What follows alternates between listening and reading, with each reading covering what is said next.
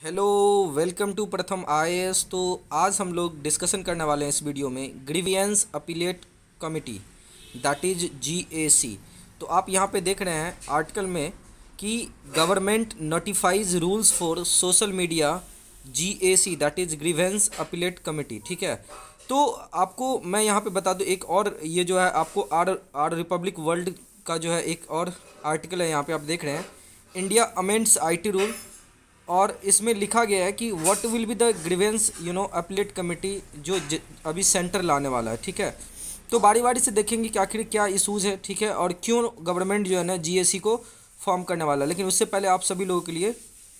Question, ठीक है, आप लोग कमेंट बॉक्स में इसका आंसर बताइएगा कि क्वेश्चन क्या है। तो देखिए आप लोग के लिए क्वेश्चन लेकर के आए हैं। क्वेश्चन है कि अभी रिसेंटली जो है ना न्यूज में था HAWC Hawk air defence equipment. ठीक है, तो आप लोग को बताना है कि ये जो हॉक एयर डिफेंस सिस्टम है ये किस कंट्रीज़ ने आपको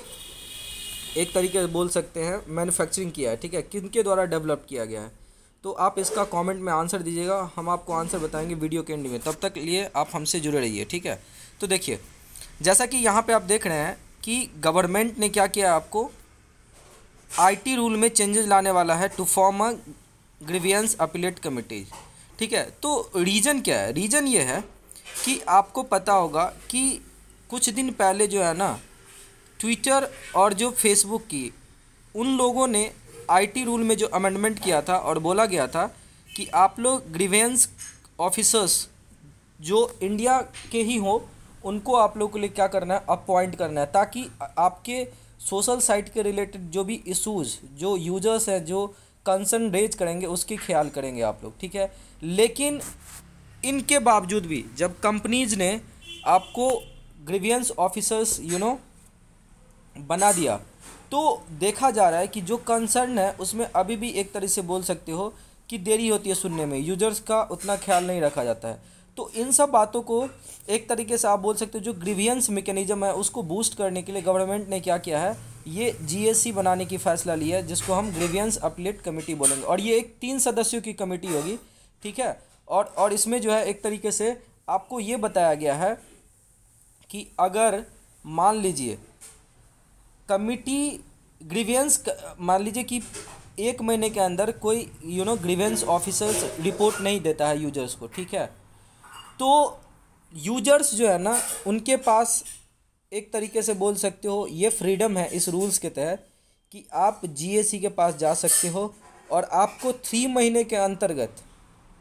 ठीक है, 3 महीने के अंदर आपको जो है इस पार्टिकुलर 1 महीने के अंदर आपको इसमें जो है आपको क्या मिल जाएगा, आपको जवाब मिल जाएगा, ठीक है, यूजर्स को। और इस पार्टिकुलर रूल्स का जो है वो अमेंडमेंट किया जाएगा, जो है ये अमेंडमेंट जो अभी लाया जाएगा 2021 जो intermediary guidelines and digital media ethics code है, ठीक है, 2021, उसको 2022 में अमेंडमेंट किया जाएगा आईटी रूल्स में। और फिर उस अमेंडमेंट के कमेंसमेंट के 3 महीने बाद जो है ना इस पार्टिकुलर जो आपका नोटिफिकेशन है और जो ग्रीवियंस अपीलेट कमेटी है उसका गठन हो जाएगा, ठीक है। तो हम लोग यहाँ पे देखेंगे कि एक्चुअली जैसा मैंने बताया कि जो यहाँ पे मैंने बताया था ना आपको कि अगर कोई ग्रीवांस नहीं मिल रहा है कि यूज़र को, तो आप आराम से जीएससी से संपर्क कर सकते हैं, ठीक है। रीज़न क्या है कि आपने देखा होगा कि जैसे अभी टेस्ला के जो सीईओ इलॉन मस्क, उन्होंने ट्विटर को ख़रीद लिया। $44 बिलियन का ये एक तरह से बोल सकते डील था।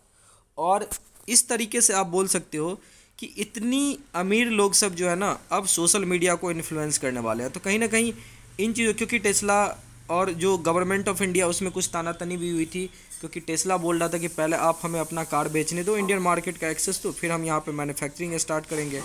तो इन सब चीज़ों को ध्यान में रख करके जो है ना एक तरीके से, और दूसरा रीज़न है कि जो OTT प्लेटफॉर्म है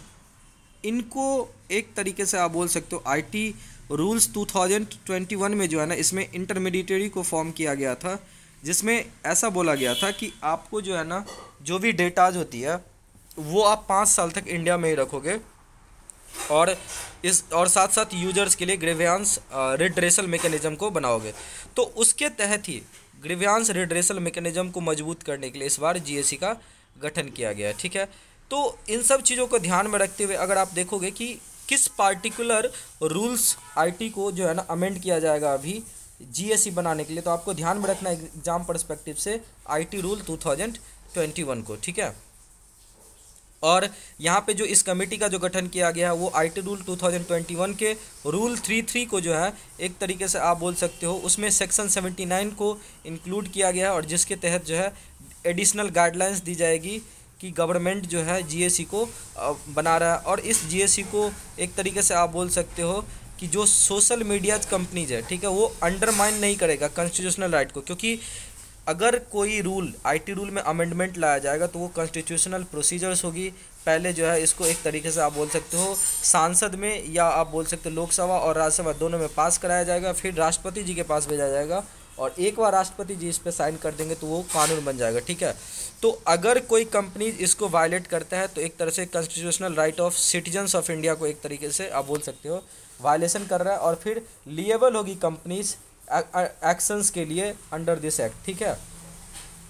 तो इन सब चीज़ों को ध्यान में रखते हुए, ठीक है, ऐसा देखा जा रहा है कि आप जो है जो एक तरीके से जो एडवोकेसी ग्रुप्स होती है डिजिटल राइट्स की, जैसे इंटरनेट फ्रीडम फाउंडेशन है, उन्होंने बोला कि ये जो रूल है ना वो एक तरीके से आप बोल सकते हो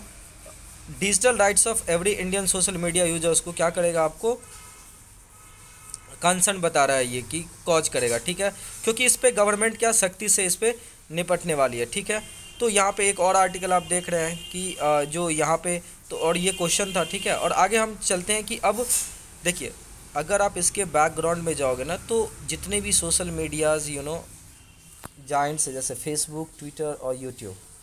इन सब का मोनोपोली चलता है। यूजुअली आप देखोगे कि ये लोग इतने पावरफुल हैं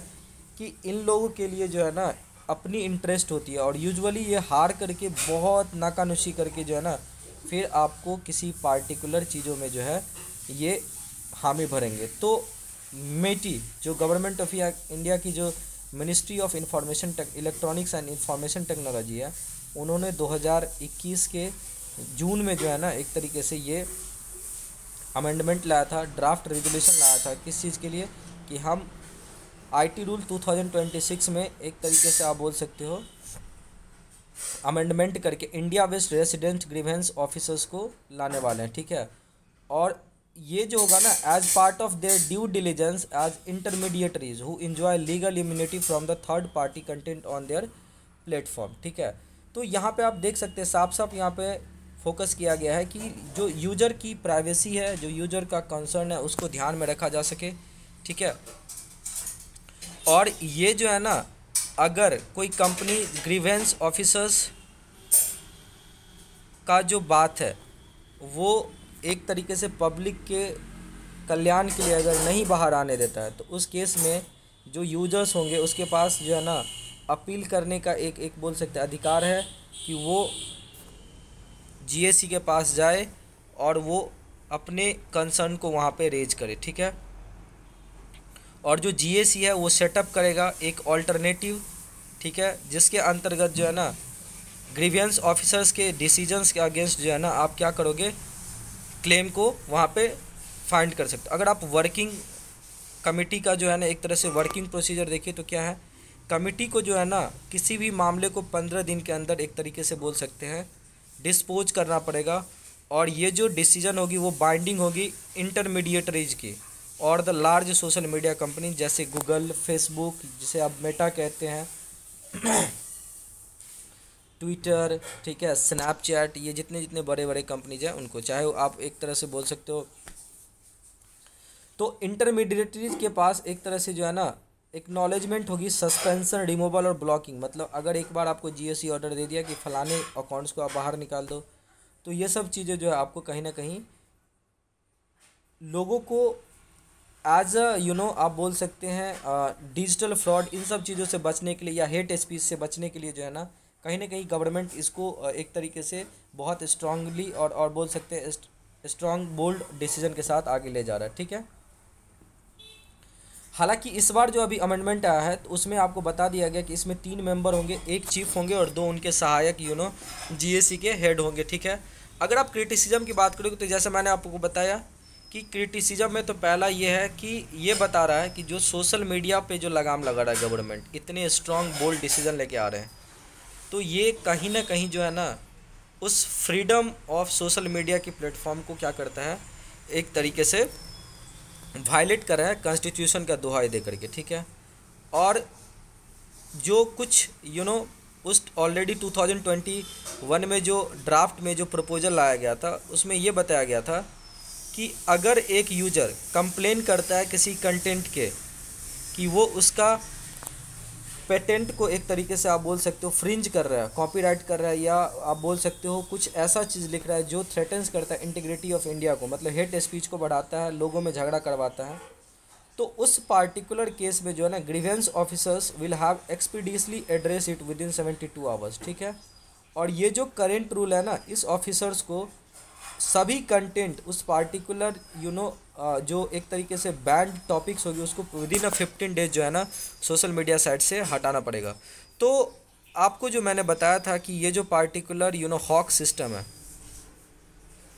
ये किस कंट्री से इंडिया ने खरीदा था, तो इसका आंसर होगा आपको यूएसए से खरीदा था, ठीक है। तो उम्मीद करते हैं सेशन अच्छा लगा होगा। प्लीज़ हमारे वीडियो को लाइक कीजिए, दोस्तों को रिकमेंड कीजिए, and don't forget to subscribe my YouTube channel, and don't forget to hit the bell icon, ताकि आपको समय समय पर वीडियो मिलता रहे, ठीक है। Thank you so much for watching this video.